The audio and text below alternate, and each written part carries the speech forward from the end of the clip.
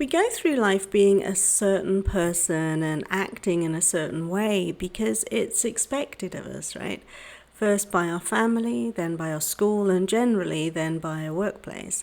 And it's only when we reach a point of feeling deeply unsatisfied with how our lives feel that we stop and recognize that this was never the life that we actually wanted. We'd been so good at following the rules and doing what was expected of us that we totally forgot or just ignored who we thought we were and who we thought we wanted to be when we grew up. I see it all the time where there's whole families of doctors or whole families of lawyers, even families of teachers, and it takes courage to break free from the mold that you were cast into.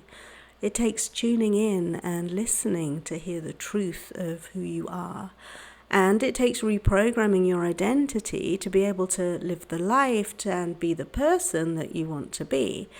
So to do that, you've got to think like her, to strengthen the neural networks that govern identity. That's your DMN.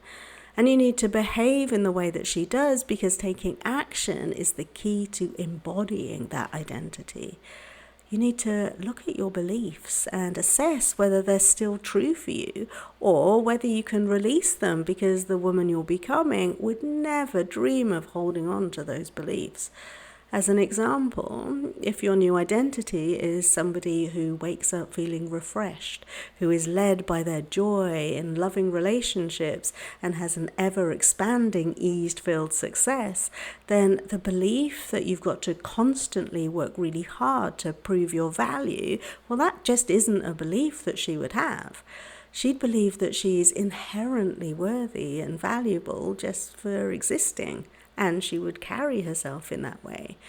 She wouldn't believe that she has to keep pushing and proving that she deserves a seat at the table, because she would know that that was where she belonged. So she would enter the room with her head held high, exuding confidence and self-assurance.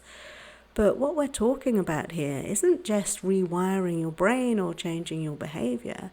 It's changing your energetic frequency. So as you connect to your consciously chosen identity of who you really are, which, if you sit still enough for long enough to hear your intuition, that will be the real you that comes through, the you that you were born to be.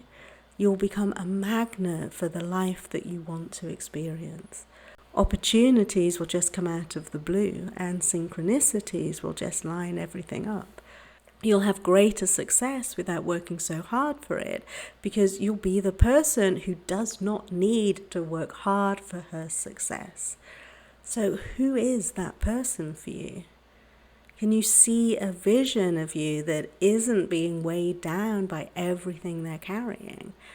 Because here's the thing, right? It's not that you have to give up anything that you've worked so hard for.